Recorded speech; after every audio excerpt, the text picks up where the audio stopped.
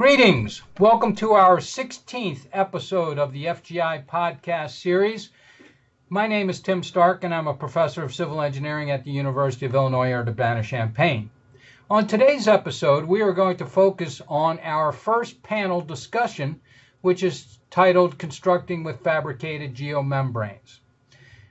We received a number of questions after the podcast that I'd like to ask the panelists today. I'm going to quickly reintroduce our 5 panelists from our webinar.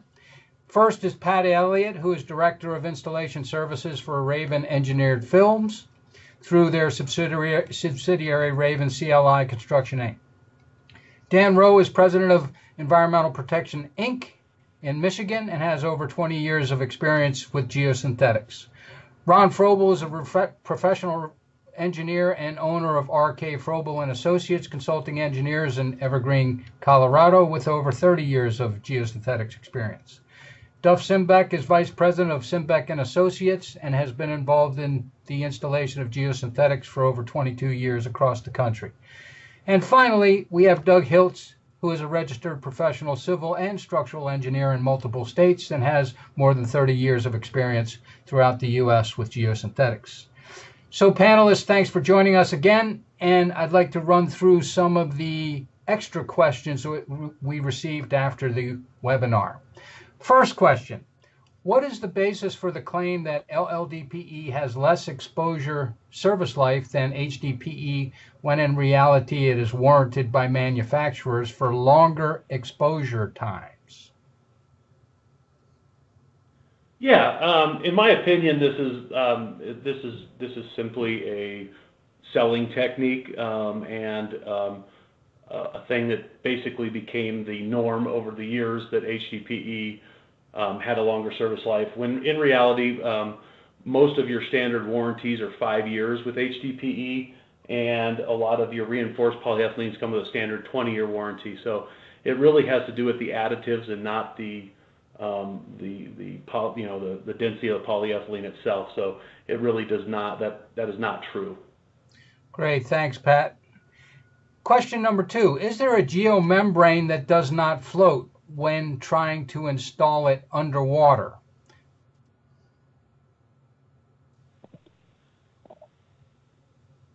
Yeah, this is Ron.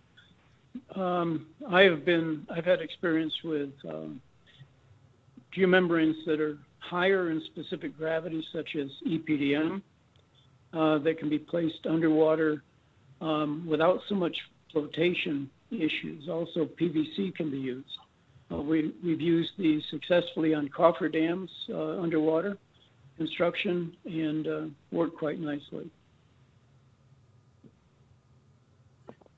Okay, any other panelists? Okay. Number 3, the discussion on settlement during the webinar sort of referred to thin materials and whether they could tolerate this possibility of differential settlement. How do structures account for settlement so a flexible geomembrane can be used?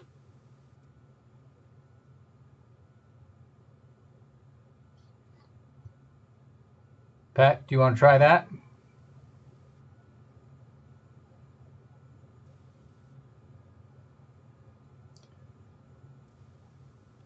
Well, I'll fill the gap for a second.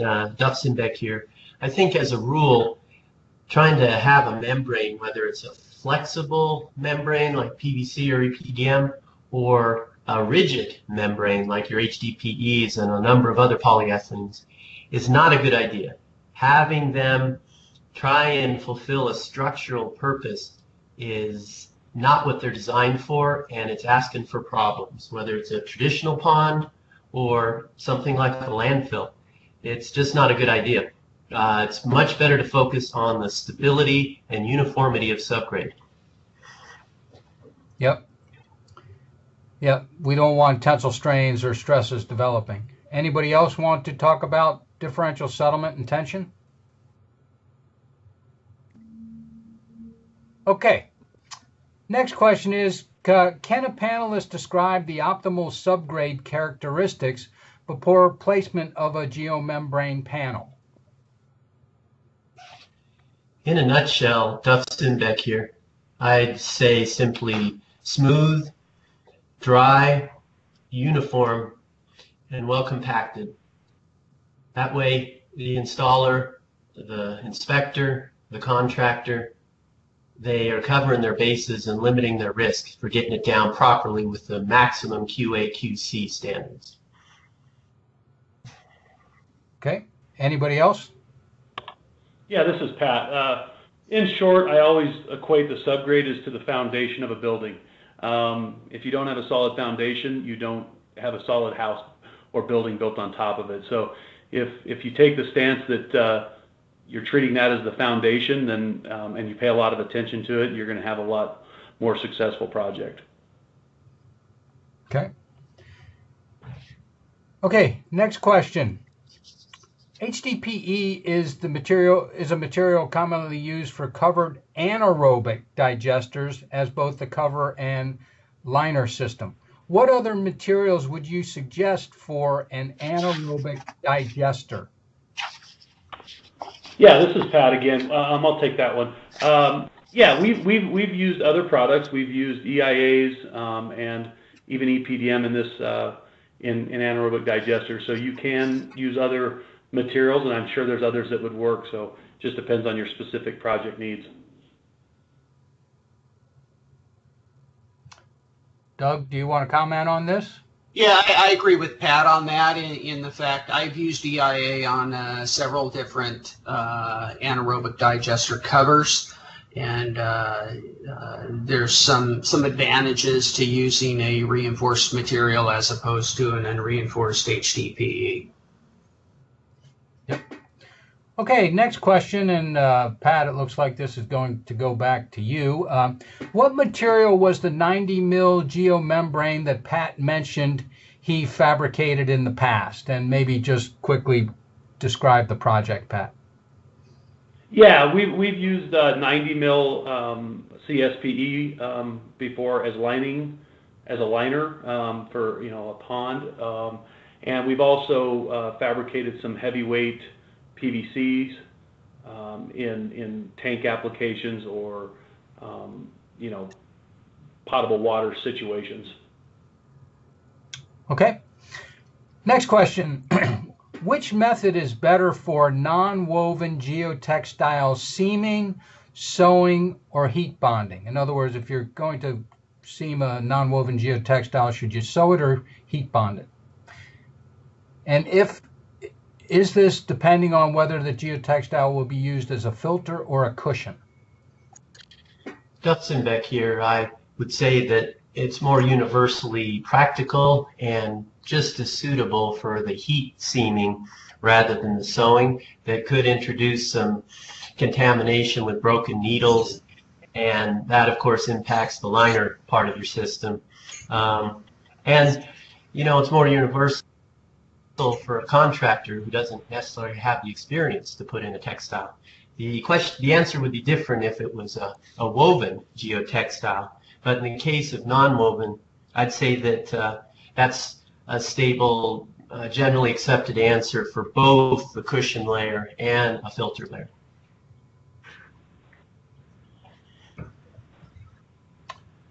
Ron, are you going to jump in on this question? Yeah, I agree with Duff in this one as well. Primarily, we use sewing on woven geotextiles where we need strength in the seam itself if there's going to be loading on the geotextile, especially like in wall situations. But in containments, the use of thermal welding geotextile overlaps is more than practical, and all the installation companies know how to do this. Okay, thanks. Our last question looks a little loaded, but what is the standard warranty requirements from the manufacturer, fabricator, and installer for fabricated materials? And how important is the warranty from the designer standpoint? So this actually works great for us. We have a manufacturer, panelist, fabricator, installer, and 2 engineers or designers. So why don't we just go around the room? Doug, why don't you start, and then Dan Duff, I'll hit you and get Pat and Ron at the end. Well, I'll start from the designer's standpoint. I think one of the things that's important to do is look at what the application is and sit down with the owner and evaluate what the anticipated life of the project is and do a life cycle cost analysis to evaluate what the cost is relative to the life. And in those cases, maybe it does make sense to go with a little higher or more costly material if you're getting a longer service life.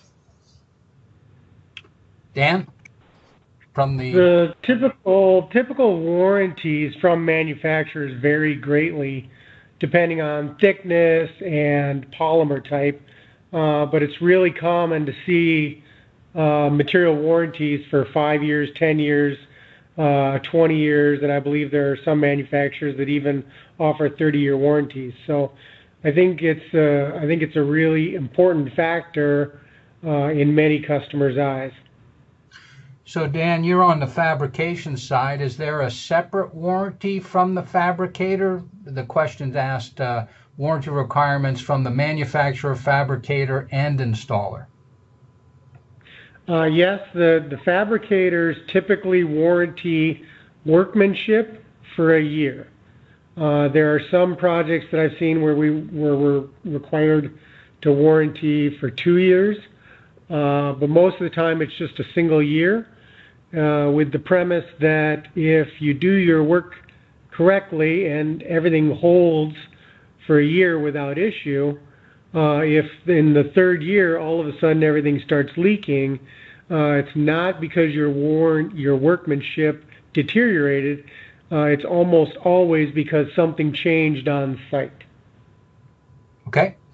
Next up is Duff from the, I guess, fabrication and installation perspective.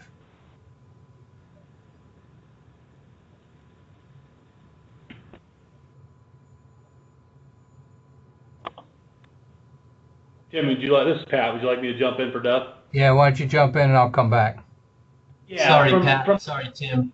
I'm unmuted now. As Dan alluded to just a moment ago, it's fundamental that in the first year of performance, you're going to see any issues that are existent on a job. So often we'll see a 2 or 3 or 5 year workmanship warranty, and practically speaking, that doesn't make a lot of sense. So the industry standard, 9 times out of 10, as an installer, we see a 1 year workmanship warranty. Okay. Ron, from the designer's perspective, and Pat, will wrap up with you. Yes, I agree with Doug. I mean, if we have to, as a designer, you work with the owner and what the owner requires, especially in longevity, and if it's going to be something that's going to be 20 plus years, it's more important certainly to get a decent warranty out of the material manufacturer. Not so important for fabrication and installation, although 1 to 2 years is common in the industry. Okay. Pat? Yeah, and as a manufacturer, fabricator, and installer, I encourage the engineers and the owners to really look at the standard warranties of their products and understand those lifespans.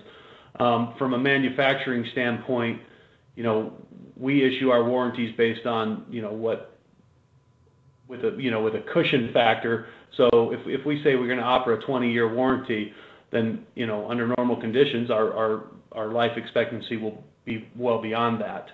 So really look at your standard warranties as you're specifying your projects. And from the fabrication and installation standpoint, I agree with Dan and Duff that 1 year is pretty standard for both those. 90% of your failures in a seam or any workmanship you're going to identify typically in the first month of service. So I rarely see a warranty claim from workmanship beyond a year. So that would be my 2 cents on it. Great, Pat. Well, that's all the time we have today. I want to thank our 5 distinguished panelists again for participating in the webinar and the follow-up podcast. If you have any questions or would like additional information, please email me at fabricatedgeomembrane@gmail.com or visit the FGI website at fabricatedgeomembrane.com. So Doug, Dan, Duff, Ron, and Pat, thanks for joining us again, and best regards.